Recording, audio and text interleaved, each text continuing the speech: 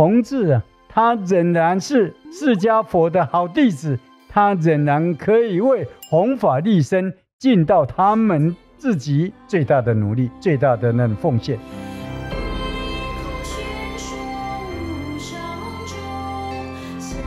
欢迎收听菩提麻瓜，我是小编阿若，我是林世敏林老师。欢迎收听菩提麻瓜。那本次的主题是佛教如何看待同性恋。虽然现代对于同性恋的看法已经非常开放了，而且其实现在的社会也比较友善一点了，但其实我觉得身处于这个时代这个社会，其实还是多少能看到对于同志朋友同志族群是有一些不友善的看法或是对待，即使在现在这个社会我觉得还是有这种情形存在。那更不用说早期的台湾或是早期的时代对于同志的这个族群的不了解，然后衍生的不友善的看法。那其实如果年纪比较大一点的人有经历过那个时代，应该是清楚这些很多不友善的说法的。那佛教呢，我觉得也不例外，就是在早期社会有很多对于同志朋友同志族群比较不友善的看法这样。所以呢，我们今天呢就来询问老师说，佛教是如何看待同性恋，然后对于同性恋是有什么样的想法的。我记得我们前一阵子刚录完佛教对于性的看法，对亲密关系的看法。我记得那一集呢会引起了很大的回响，有算是快要到2万人呢来收听收看我们的节目了。那么在我个人呢所以会答应说来录这个节目呢，主要是在上一次的留言中间呢，有不少的这个佛教的这些师兄弟们或是这些姐妹们呢，他们呢非常惊讶这样问说，林老师，你赞成同志同婚你呢好像你并不反对。所以我想呢，这个大概这中间存在的有一些误会，所以我才呢来录我们这一次的录影了。那我们晓得啦，我还是要强调呢最重要的一句话，在我们开始以前，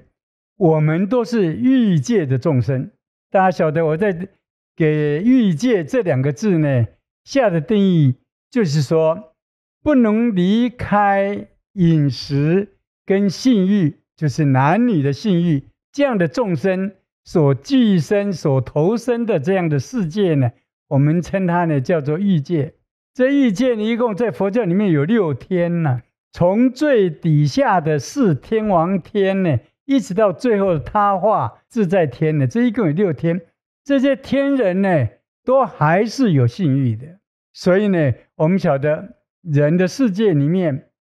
除了有异性恋，就是男的跟女的在一起以外，还有一种同性恋，就男的跟男的，女的跟女的。另外还有一个呢是跨性别的，这不在我们今天的这个谈话的内容里面，就是说同时男的跟女的都可以呢产生感情，产生性欲，就双性恋就一个女的话，她有双性恋，她可以呢爱一个女，也可以爱一个男的。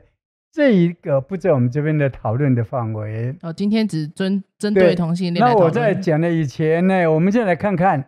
整个欲界，比如说鱼类来讲，鱼，我们现在最熟悉的像小丑鱼，小丑鱼生下来一大堆里面呢，只有一只母的，其他都是公的。但是当那只母的老了，或者它死掉了，这些公的里面呢，就有许多的它会变成了母的，这种的大自然界的一种奇观。那么另外一个呢，像黑雕鱼那个对，鱼的黑雕，像那个石斑这些可能都是属于雕类。他们在2岁以前的都是公的，到了3岁以后呢，才变成母的。这么神奇？对，那你像鳄鱼啦、乌龟啦这些来讲呢，他们的公的是母的，由什么来决定？由温度来决定。我讲这些的意思是想呢，我们对于性别的认知其实在大自然里面是多元的，你像蚯蚓，它就是公的跟雌的是同株同一条啦，同一条。那这只蚯蚓里面有公的也有母的，所以我们晓得，如果就我的感觉来讲，既然是欲界的众生，那么性欲的取向，就是性伴侣的取向，它是多元的，那有什么奇怪呢？同志的婚姻，我甚至呢，我猜测，我很大胆，佛教徒可能不太敢讲这话。六欲天的天人也必然也有同性恋的，真的，因为你像那个开头的从至天王天、忉利天，他们跟人一样都有婚姻制度，有什么东西的啊？所以，既然我们人类有同性恋这样的一个所谓的性向的多元的取向，所以我在想，六居天呢，这个所谓的欲界的六天，他们有这样的倾向，我想也没有什么奇怪的。而且我再补充一下，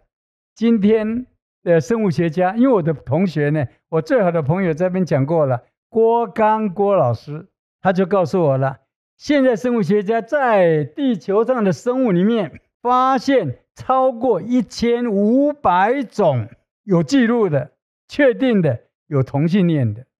有1500种。你想看1500种，有人说好多不多，有一天变成15000种，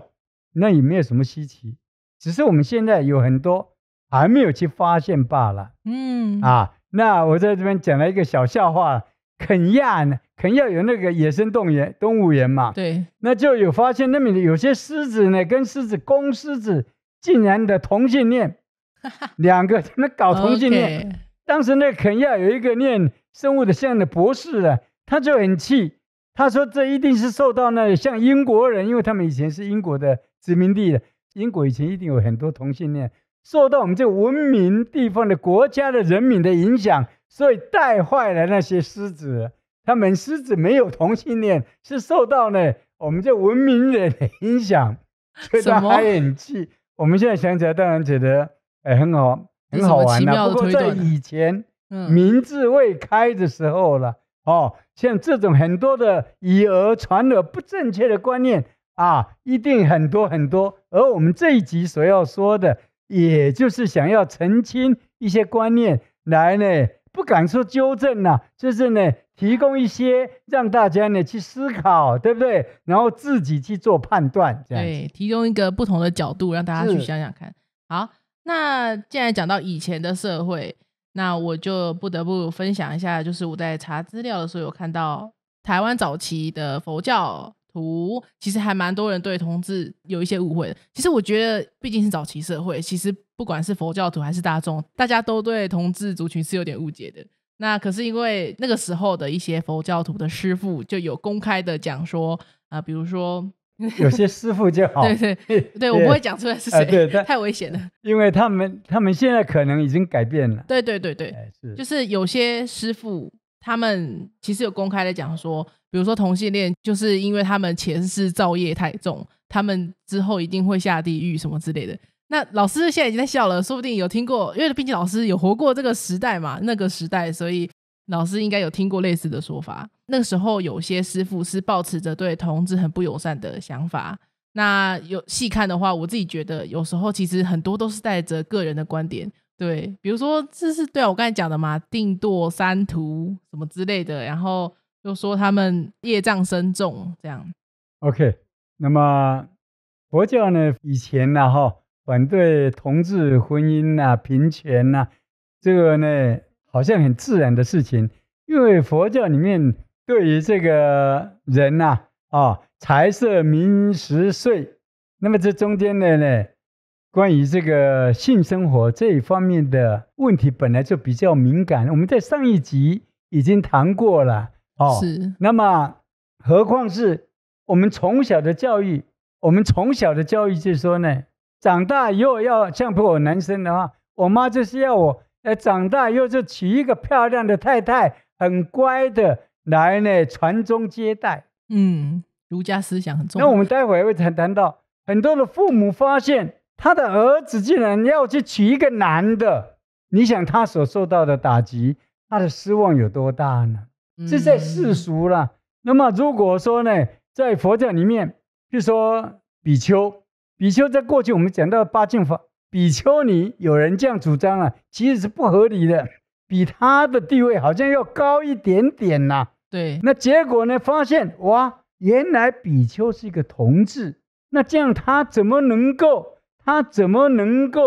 来担当人天的师父？佛教认为说呢，出家人也可以当作是众生的老师一样的。我们释迦佛是人天的师父了，但是我们出家人也是有一天努力，也要当作还没有超越轮回众生的这样的一个师父。那现在自己自甘堕落，现在自己呢，竟然走向了同志的这条路，那不是叫大家大失所望吗？因此就很多人呢就会群起而攻之，给大家的挞伐。在我个人讲，时代的进步，每一个佛教徒他最傲人的地方就是智慧，除了慈悲以外，就是他的智慧。学佛的年与时俱增了，就慢慢的能够看透，说我们是欲界众生，众生在欲望的满足上是多元的。我刚举了很多生物界里面的，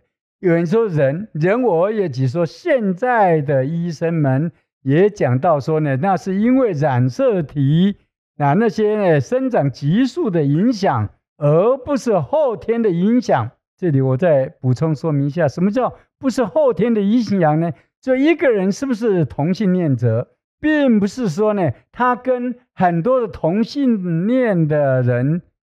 在一起而变成同性恋的，也不是说他的爸爸妈妈是同性恋者，他就变成了同性恋者，跟后天的环境比较没有关系。现在的医学界、科学界比较认同是说它是先天性的，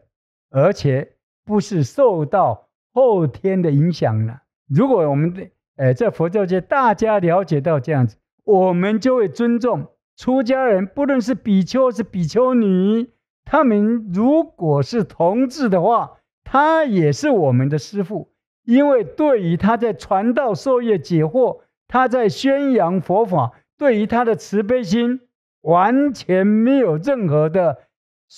就是减少了，或是说呢变质，完全没有。今天的科学，今天的医学已经呢证明说，同志恋者跟一般人一般无异。为什么呢？因为比如说我们的成大就是认为说同志是正常人，在美国跟联合国早就呢把这个同志他们所谓的除罪化，他们没有罪。美国呢他们在以前呢2017吧，他们就认为说呢，同志就是美国的精神科协会，他们认为同志的精神没有问题，他们不是精神病患者，他们不需要就医。那么呢，紧接着美国的心理学协会，他们也公布了说，这些同性恋恋者，他们的心理不需要辅导，他们不是病人，这点非常重要了。全世界呢，包括联合国在里面，包括在台湾，都已经认为是什么？他们没有问题。何况我们台湾在2019年5月24号，我记得就通过了同志的婚姻了。就是呢，肯定他们是一个合法的、合情的、合理的族群，他们不会干扰到我们，他们也不会侵害到我们，所以他也不会侵害到佛教的团体，他也不会影响到佛教的声誉，他仍然是释迦佛的好弟子，他仍然可以为弘法利生尽到他们自己最大的努力、最大的那种奉献。心欢喜，念知阿弥陀佛；心忧伤，念知阿弥陀佛。念佛声流畅，梵音心湛习气。念佛声婉转，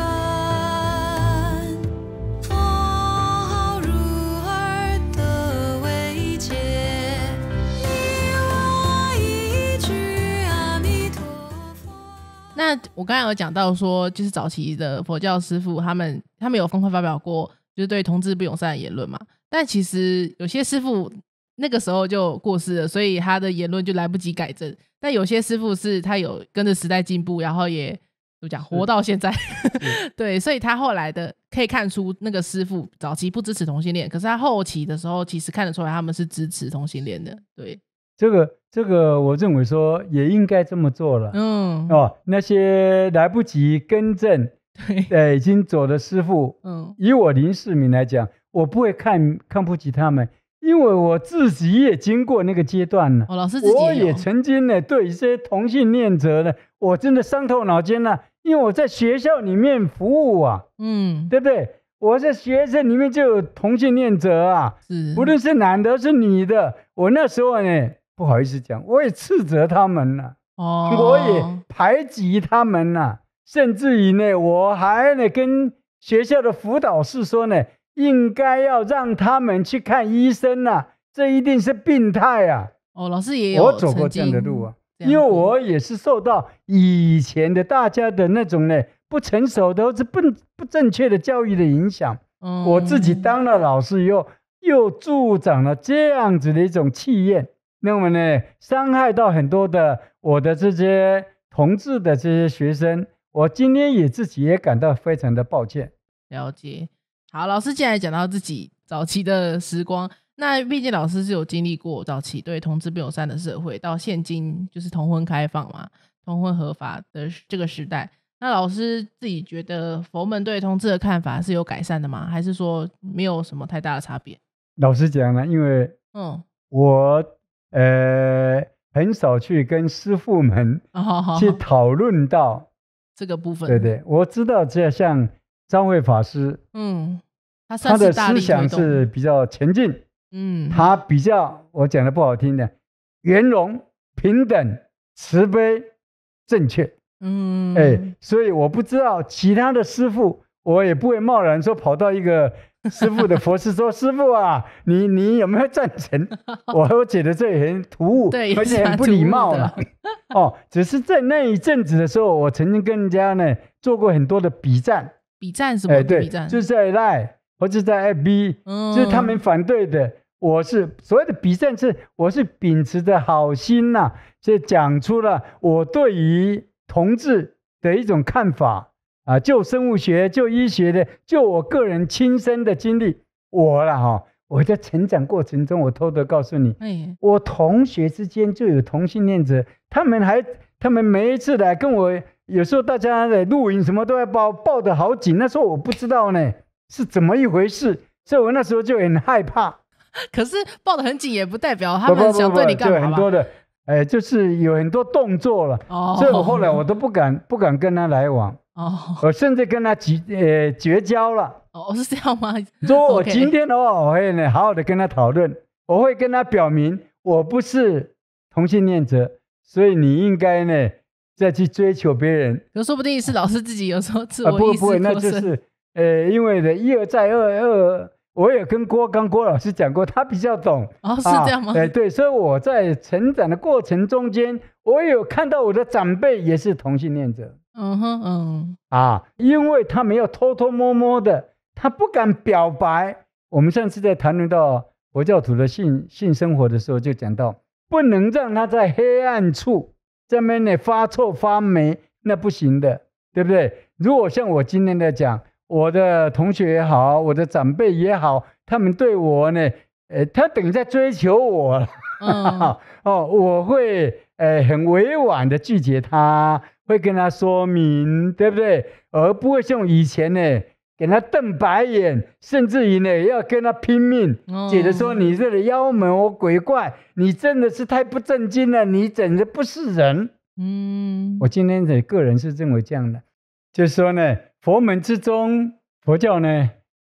对于同志的这些师父们呢，到底要持着怎么样的一个对待的态度了？我个人是认为说呢，应该呢是有权威、有修行。有地位的，所谓的地位是受人家尊敬的，因为他说的话才比较有公信力。这些师父们在邀请医生那么心理学家，还有呢律师，这里可以呢来讨论这些问题来讨论这些问题的。不过我想呢，佛门有智慧，而且又慈悲，应该这个是没有问题的。我个人是这样想的。为什么我敢这样说呢？因为这些同志的师父们啊，他们的佛性跟众生的佛性，跟释迦牟尼的佛性是一样的。换句话讲，并没有一种佛性叫同志的佛性，没有。他的佛性既然跟我们一样，所以都能够成佛。这样讲起来的话，为什么他不能够出家？他为什么不能在佛教的僧团里面安身立命、弘法利生呢？如果就这样来想起来的话啦，佛门既然标榜着平等对不对？而且我刚刚提到的，他们有成佛的潜能，也应该呢给他有这样的选择，对不对？让他也能够好好在佛教的团体里面，好好的为佛教奉献，为他自己的修行去尽力。好，就是因为我查资料的时候看到蛮多同性恋的或是同志的青年或是师父们，他们蛮在意的点是说，同性恋的行为他们会不会违反戒律。比如说最常被问的戒律之一就是邪淫嘛。 OK， 我想呢，既然联合国了都已经呢宣布就是同志了这同志的一切行为都是除罪的，没有罪的。包括美国在内里面的精神科的医师、精神科的协会、心理学的这样的一个协会都认为同性恋不是病，他们没有精神的问题，他们也没有心理的问题，他们不需要就医，甚至一点诊断都不必要，他也不需要治疗，他就是完完全全一个正常的人。如果这样讲的话，一个在家人他是同志，他跟他的配偶也算配偶了之间所有的行为都是法律所准许的。因为我们在台湾是亚洲第一个通过婚姻平权的国家了。那至于出家人，刚刚你提的问题呢，我有一点小的困惑。你说他们会不会违背佛教的戒律？他是同志，如果他在佛教的佛事里面，在佛教的这个团体里面，他没有在里面去跟另外一个同志有性行为，那这样子又有什么样的破戒，又有什么样的邪淫的问题呢？本来出家人本来就没有的性生活了嘛，对不对？所以呢，应该说有没有破戒，有没有违反正淫，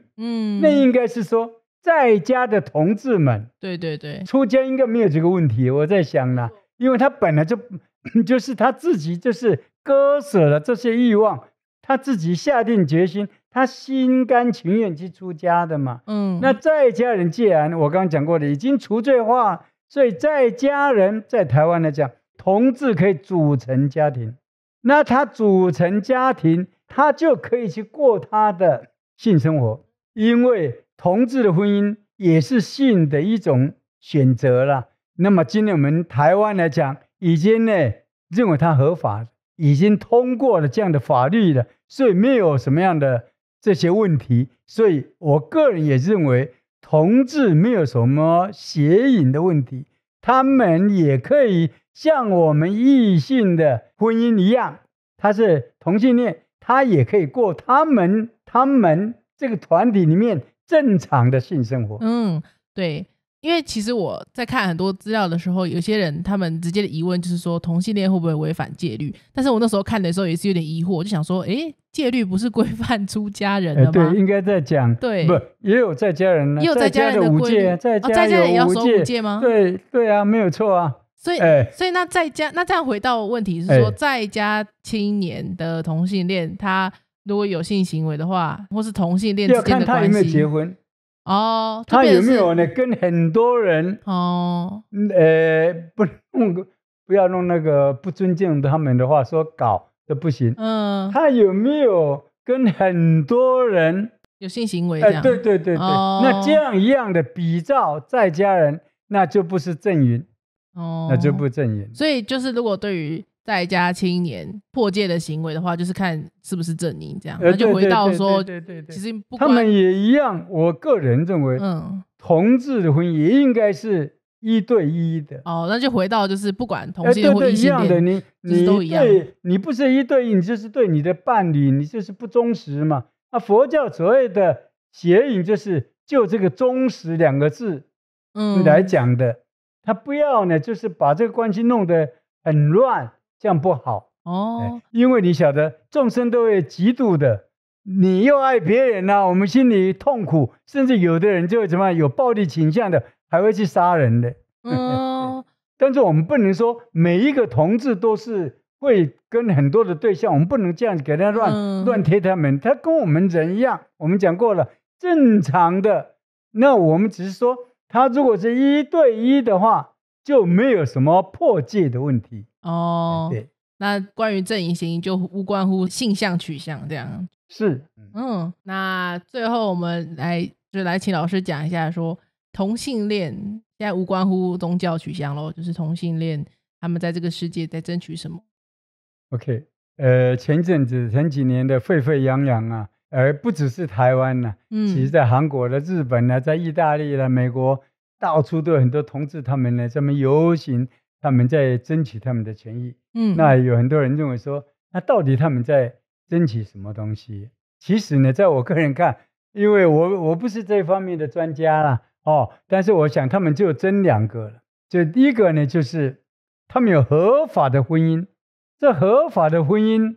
2件事，一个就是财产的继承问题，跟正常的夫妻一样。第二，子女的问题。我们现在这样想，这很容易懂的。如果没有通过这种呢同志婚姻合法，那么就现在有甲跟乙呢，他们是同志，他们住在一起，他们组成了一个家庭，但是因为政府不同意，对不对？认为他们是非法的，那这样就发生什么问题了？这个甲他所收养的子女就不是乙的小孩，那么这个甲他将来走了以后，他的财产就只能他自己的小孩来收养。这个乙的小孩就没有权利。可是我们晓得，这个甲跟乙组成一个家庭，他们的财产是共同奋斗努力来的。就因为呢，登记在他的名下，对方呢就没有办法，所以这呢就有衍生到继承的问题。这是继承的问题。还有呢，收养小孩就要各自收养。今天合法化以后，变成2个人共同来收养，那个小孩既是甲的孩子，也是乙的小孩，这样是不是单纯化了？是不是就没有很多的社会衍生很多的社会的问题了？是不是这样子？所以同志他们没有要求很多，他并没有说呢，要我们大家呢对他呢要刮目相看，要看到他就要敬礼，没有这回事，对不对？那只是说他要求作为一个人跟大家平等，而我们宪法里面就有明文的规定，所有的人大家都人人平等的。他并没有讲说同志的话就矮一截，并没有这样子。所以你歧视他，你就是违宪，这很简单了，就违宪了。OK， 所以我们今天呢，再来看看我在过去的时候替这个同志们发声也好了，现在主持一点正义来讲了就很多人呢来